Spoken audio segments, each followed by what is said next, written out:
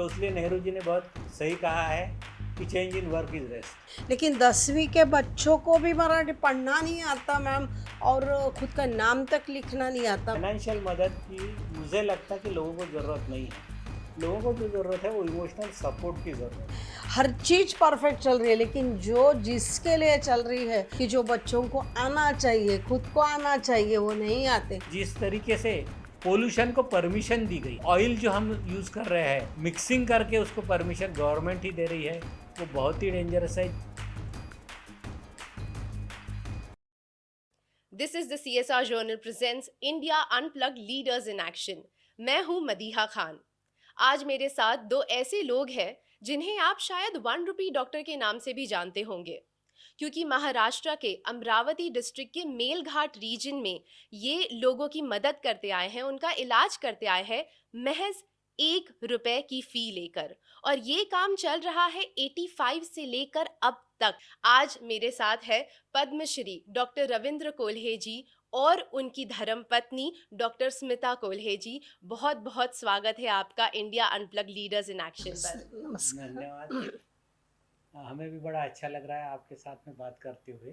मैं एक चीज जो आपसे समझना चाहती हूँ कि आपकी जो शुरुआत हुई उसमें किताबों ने बहुत ही एक महत्वपूर्ण कार्य किया आपकी जिंदगी में, बहुत बुक्स ने आपको इंस्पायर किया, तो मुझे उस बारे में आप बताइए थोड़ा। मैं ये सोचता हूँ कि मैं मराठी फैमिली से आता हूँ, महाराष्ट्र के। जी। तो हर घर में शाम की आई है। तो मेरे घर में भी थी। मेरी माँ ने मुझे जो सिखाया, मेरे पिताजी से जो संस्कार मिले, वो मैं मेरी पूंजी मानता हूँ शुरुआत के दिनों की। बाद में मैं मानता हूँ कि मेरे टीचर्स, स्कूल एज से तो कॉलेज के एंड तक, जब तक मैंने मेरा पोस्ट ग्रेजुएशन इन मेडिसिन किया, तब तक जो मुझे टीचर्स मिले, उन्हीं की भी देन है कि ये सब बातें मेरे दिलो दिमाग में छा गई। तीसरी बात मैं ये मानता हूँ कि लाइब्रेरीज, डिफरेंट डिफरेंट बुक्स जो बचपन से मैंने पढ़ी, चांदोबा जैसा छोटा सा किताब जो बच्चों को लुभावना लगता था, उस वक्त वो बहुत एक्सेप्ट किया जाता था, लेकिन उसमें से जो टीचिंग्स थी वो बहुत ज़रूरी थी। स्मिता जी, मैं आपसे जानना चाहती हूँ कि शादी से पहले आपकी क्या जिंदगी थी, क्या एक्सपेक्टेशंस थी आपके माँ बाप की, आप क्या प्रैक्टिस कर रही थी, मैं उस बारे में जानना चाहूंगी फिलहाल। मैं तो नागपुर से ही थी, खेड़ा तो मैंने देखा ही नहीं था। और मैं बिल्कुल आखिरी लड़की थी, यानी 10वें इस पे थी। माँ बाप की अच्छी लाडली थी। मध्यम वर्गीय कुटुंब था, और लाड़ से जरा भाव बहावती गई है, जैसे मराठी में बोलते कि वाया गेलेली। तो वैसी लड़की थी, यानी नीचे कुछ रखा तो कभी देखा नहीं, उसको ठोकर मारते ही जाते गई। ऐसी ज़िंदगी मैंने करी। लेकिन बाद में जब जैसे मैं जवान होती गई, और पढ़ाई का इतना वो समय में इतना माहौल नहीं था। लड़कियों ने पढ़ा तो पढ़ा, नहीं पढ़ा तो नहीं पढ़ा, ऐसा कोई ये नहीं था कि जा रही स्कूल जा रही। तो फिर उसके बाद में जब मैं जवान हो रही, तो वैसे में थोड़ा प्रॉब्लम ऐसा हो गया कि मेरे आंग में सफ़ेद दाग जैसे उठे। और फिर मुझे पूरे ज़माने की कैसा ऐसे लड़की के साथ में कैसा उसूल रहता है, यानी कैसे लोग उसके साथ बिहेवियर करते हैं, माँ बाप का रहो या समाज का रहो, यानी विचित्र उनकी नज़रें जो रहती है, वो खाने वाली नज़रें जो एक जवान लड़की को परेशान करती हैं, ऐसे बोलेंगे हम। तो वो मुझे छोटे से घर में ही पता चला, और कैसी दुनिया रहती है, ये मैंने बहुत नज़दीकी से छोटे ही घर में समझ पाई कि दुनिया क्या है और कैसी चलती है, और हमें क्या करना है। तो आप दोनों की मुलाकात कैसे हुई, क्योंकि रविंद्र जी के काफी सारे शर्तें, अगर मैं कहूँ तो गलत होगा क्या, थी कि उनको जीवन साथी कैसे चाहिए। 1 रुपया कंसल्टेशन लेता था, जैसे आपने शुरुआत में जिक्र किया। और उस वक्त मेरे पास 400 पेशेंट हर माह आते थे, यानी मेरा जो कमाई थी वही 400 रुपये हर महीने की थी। इसलिए उस लड़की को उतने में अपना घर चलाते आना चाहिए। तीसरी कंडीशन थी कि 5 रुपये में शादी, क्योंकि सिर्फ रजिस्टर मैरिज, कोई दहेज नहीं, कोई फंक्शन नहीं, कोई सेलिब्रेशन नहीं, कोई रिसेप्शन नहीं, किसी तरीके का कोई जो लड़की के पेरेंट्स हैं उनको खर्चा नहीं होना चाहिए, सिर्फ गवर्नमेंट को जो 5 रुपए देना पड़ता है फीस रजिस्टर मैरिज करते समय वह देना है और शादी करना है। और आखिरी शर्त थी कि गरीब पेशेंट के लिए अगर ज़रूरत पड़े तो भीख मांगने की तैयारी ये होना चाहिए, क्योंकि मैं गाड़गे बाबा में विश्वास करता हूँ। गाड़गे बाबा में ज़िंदगी भर भीख मांगकर लोगों की मदद की। वैसे मैं आपको एक बात बताना चाहूँगी कि बचपन में हमको मराठी के सिलेबस में जब गाड़गे बाबा का चैप्टर आया था, मैं इतनी इंस्पायर हुई थी उनसे कि तब मैंने अपनी मम्मी को जाके कहा था कि मैं बड़ी होकर स्वीपर बनना चाहती हूँ। मैं गाड़गे बाबा के जैसे सफाई करूँगी तो आप और अभी वही भी वही काम कर रहे हो ना, करूँगी। मुझे लगता है आप अभी भी वही काम कर रहे हो कि समाज में जो बुराइयां हैं उसको आप स्वीप ही कर रहे हो और अच्छाई को बो रहे हो। हम अक्सर कहते हैं कि एजुकेशन नेवर स्टॉप्स, लेकिन आप दोनों इसके सबसे बड़े ये हमारे सामने एग्जाम्पल है, क्योंकि आपके पास एमबीबीएस की डिग्री थी, लेकिन फिर उसके बाद आप हायर एजुकेशन के जी लिए गए। हाँ, तो क्योंकि क्या हुआ कि 1 साल बाद में जब मैंने जाने के बाद में 86 में रिव्यू किया, फरवरी 85 में मैं गया, फरवरी 86 में जब रिव्यू किया तो मेरे ख्याल में आया कि मेरे हॉस्पिटल में 6 डेथ हुई थी टिटेनस नियोनेट्रम में के कारण। 2 माताएं गई थी पर्पुरल टिटेनस से और 4 बच्चे गए थे। जबकि माता को अगर गर्भावस्था में 2 इंजेक्शन धनुर्वात के लगते हैं तो वो डेथ नहीं होती थी। तो उस वक्त 4 आने 25 पैसा was the cost of 2 injections. तो 1.5 रुपया 6 डेथ के लिए जिम्मेदार था।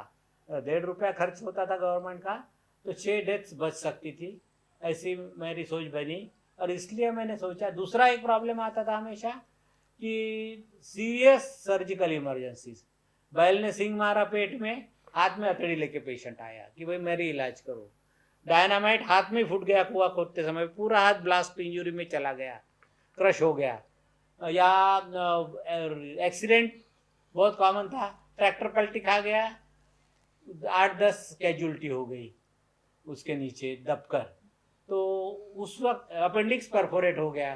तो ऐसी सर्जिकल इमरजेंसीज थी। इसलिए मेरा जो कलीग था दिलीप, वो सर्जरी में ज्वाइन कर किया उसने पोस्ट ग्रेजुएशन, और मैंने मेडिसिन में ज्वाइन किया। मैं उसे थोड़े मार्क्स कम थे तो 6 महीने बाद में मुझे एडमिशन मिली, दिलीप को 6 महीने पहले मिली, और 1.5 साल वहाँ प्रैक्टिस करने के बाद में मैं एमडी के लिए पहुँचा। हम अक्सर कहते हैं ना कि हम जब भी कोई काम करते हैं तो काम के साथ साथ थोड़ा बहुत आराम भी हमें एक सही राह पर जी, रखता है। तो इसलिए नेहरू जी ने बहुत सही कहा है कि change in work is rest. तो मुझे वही प्रिंसिपल लगता है कि एक काम हम करते हैं, लोग कहते हैं कि एग्रीकल्चर में ये इन्वॉल्व होते हैं, हाँ एग्रीकल्चर में इन्वॉल्व हुए, फिर कभी फेयर प्राइस शॉप में इन्वॉल्व होते हैं तो चेंज हो गया वर्क, फिर मेडिकल वर्क में इन्वॉल्व होते हैं, फिर यूथ्स के साथ में कॉलेजेस में प्रोग्राम होते हैं, या जैसे आज आप लोगों के साथ में प्रोग्राम हो रहा है, तो that is also change in our life. बिल्कुल, हारता वही है जो रुक जाता है, जो उठकर खड़े हो वो कभी हारेगा ही नहीं। तो मैं ये चीज़ आपसे एक जो समझना चाहती हूँ कि आपने कहा कि change in work is rest, लेकिन उसके अलावा कभी कुछ अनवाइंड करने के लिए कभी कोई फ़िल्में देखना या आपकी ज़िंदगी में क्या वो पहलू भी है? फिल्म का तो पहलू नहीं है, स्मिता की ज़िंदगी में शायद है कि वो गाना पसंद करती है, क्या बात है! वो म्यूज़िक में उसको इंटरेस्ट है, तो हमेशा गुनगुनाते रहती है, और वो गुनगुनाना ही एक तरीके की ताकत है उसकी। तो एक लाइन अगर आप कोई हमारे लिए गुनगुना दें तो बहुत ही अच्छा होगा। थोड़ी सी 4 लाइन बोलते हैं। कोई अपनी खुशी के लिए गैर की रोटियां छीन ले, हम नहीं चाहते छीट कर थोड़ा चारा कोई उम्र की हर खुशी बीन ले, हम नहीं चाहते हो किसी के लिए मखमली बिस्तरा, हो किसी के लिए मखमली बिस्तरा, और किसी के लिए एक चटाई न हो। क्या बात है! बहुत, बहुत खूबसूरत, बहुत खूबसूरत। लेकिन एक बात है, कई सारे एनजीओज़ हैं, जो बहुत काम कर रहे हैं, लोगों तक बहुत सारी मदद पहुँचा रहे हैं, लेकिन उनके काम में और आपके काम में बहुत फ़र्क है। मैं चाहूँगी आप उस फ़र्क को हमें बताएँ। मुझे ऐसा लगता है कि एनजीओज हमेशा जब मदद करने की सोचते हैं तो ये सोचते हैं कि इनको फाइनेंशियल मदद हम करेंगे, और फाइनेंशियल मदद की मुझे लगता है कि लोगों को ज़रूरत नहीं है। लोगों को जो ज़रूरत है वो इमोशनल सपोर्ट की ज़रूरत है। लोगों की जो डिमांड है वो ये है कि tell us how to fish. जो चाइनीज़ कहावत है कि don't give me fish, tell me how to fish. तो उनको टेक्निक देने की ज़रूरत है, उनको तरीका सिखाने की ज़रूरत है, उनको हिम्मत देने की ज़रूरत है। कि एजुकेशन की जो सिस्टम है वो बहुत बुरी है, यानी सिर्फ मैकेले सिस्टम चल रही है हाँ, कि हमको कॉपी क्लर्क है, बनाना है। कॉपी बस या है कि वो टीचर सिर्फ लिख के देते हैं और वो करके वो पास होते हैं। लेकिन 10वीं के बच्चों को भी मराठी पढ़ना नहीं आता मैम, और खुद का नाम तक लिखना नहीं आता। मुझे ये कंडीशन बहुत सही बुरी है। है, बहुत बुरी है। और अभी कल परसों ही हम बात कर रहे थे तो मुझे ऐसा लगा कि हमने बहुत किया कुछ एजुकेशन के ऊपर, हम अभी शुरू करें ऐसा लग रहा है। लेकिन एक ही आदमी किस किस चीज़ पे काम करे ये भी मुझे प्रश्न मुझे है। ऐसा लगता है कि यूथ की जिम्मेदारी है कि वो जिस फील्ड में है उस फील्ड में इन लोगों की मदद करे। बिल्कुल। और कुछ सरकार की भी है। मुझे तो अभी ऐसा बहुत ये कुछ दिनों में तो मैं बहुत सोच रही हूँ कि एजुकेशन पे हम क्या कर सकते हैं, कि सरकार ने ही ऐसा कुछ खास ऐसा टास्क वर्क देना होना कि नहीं, कि हर 8 दिन में हम इनकी परीक्षा लेंगे, कितना आता है, कितना आता है। वहाँ के टीचर्स मैं रोज़ देख रही हूँ, सिर्फ पगार लेने के टाइम तक आते हैं और कुछ भी नहीं आता मैम, वो बच्चों को कुछ भी नहीं। वो आते हैं, आज तू छुट्टी ले, कल मैं लेता हूँ, परसों तू ले, नरसों मैं लेता हूँ। यानी वहाँ जो साइन है वो तो परफेक्ट चल रही है, पगार परफेक्ट चल रहा है, हर चीज़ परफेक्ट चल रही है। लेकिन जो जिसके लिए चल रही है कि जो बच्चों को आना चाहिए, खुद को आना चाहिए, वो नहीं आते। मैंने ये भी देखा जब हम गए तो वहाँ मैंने दोपहर की स्कूल चलाई, यानी दोपहर की छुट्टी जब होती थी तो मैं घर में स्कूल चलाती थी। तब बहुत बच्चे आते थे तो उनको सिर्फ 1.5-2 घंटे में एक्चुअली पढ़ाते थे हम दोनों। तो जब के बच्चे जितने आगे बढ़े, कोई पुलिस बना, कोई ये बना, कोई वो बना, पढ़ते थे वो लोग। आज मैं मुफ्त में पढ़ाने के लिए तैयार हूँ लेकिन वो आते नहीं, क्यों? कि वो किताब के पन्ने फाड़ के वो वहाँ लिख लेते हैं, पास होते हैं, उनको मालूम है कि हम पास ही होना है। हमको कुछ भी नहीं करना है, हम पास तो होना ही है। क्या? बिल्कुल स्मिता जी, मैं आपसे जानना चाहूँगी, आपने बताया कि किस तरह से आप एक एजुकेशन में रिफॉर्म लाना चाहती है और उस कार्य में कुछ करना चाहती है। तो जो भी बच्चे हैं जो पढ़ाई लिखाई करते हैं, एक एम लेकर चलते हैं, उन्हें कौन सी ऐसी कुछ 3-4 बातें हैं जो ध्यान में रखनी चाहिए जब वो पढ़ाई कर रहे हैं उस दौरान में? एक्चुअली बच्चों से टीचर्स ने ही ध्यान में रखना चाहिए कि इनको कुछ पढ़ाना है। जी, बच्चों ने ऐसे कुछ बच्चे हैं कि वो चाहते हैं लेकिन उनको कुछ आता ही नहीं है। तो एक्चुअली उनको आना चाहिए, कुछ लिखने को आना चाहिए। ये स्टार्टिंग से ही उन्होंने यदि टीचर्स ने सोचा तो निश्चित रूप से उनको पढ़ा सकते हैं। ये मुझे तो ध्यान में आया क्योंकि जब मैं पढ़ाती थी, मैं खुद जिला परिषद के इसमें ऐसे ही जाती थी और उनको पढ़ाती थी। जब मैंने ग्रुप्स किए थे कुछ किसी, और हर इसमें ऐसा कुछ ही सब बुद्धू रहते हैं, तो उनके ग्रुप्स करके उनको मैं पढ़ाती थी, सब कुछ आता था। तो वैसे मेरे चाहे कि हर हर एक को कुछ 5-6 लोग बुद्धू बच्चे छोड़े तो बाकी बहुत स्टैंडर्ड रहते हैं। ऐसा नहीं कि वहाँ सब बुद्धू ही हैं। इनको जो वहाँ के टीचर्स को आप खुद जाके पूछो तो वो ये बताते कि यहाँ के हम तो खूब सिखाते लेकिन इनको कुछ भी नहीं आता। ऐसा कुछ भी नहीं है, उनको सब कुछ आता है, हम ही देने में कम है। तो ये खास तरीके से इनको उनका इंटरेस्ट बढ़ना चाहिए, ऐसा कुछ तो भी उनको पढ़ाई देनी चाहिए। और जैसे हमने आरोग्य में हेल्थ के बारे में जैसे हमने सोचा, अब बिल्कुल शुरू की बात थी, हमको कुछ करना है तो हमने सोचा था कि नहीं नहीं हम ऐसे ऐसी सिस्टम लेके जाएंगे। लेकिन हमारे गुरु जैसे इनके गुरु वानकर सर गए, इन्होंने सोचा कि ऐसा नहीं है, तू दुनिया के इतने सी चीज़ के लिए मत सोच, तू दुनिया के बारे में सोच।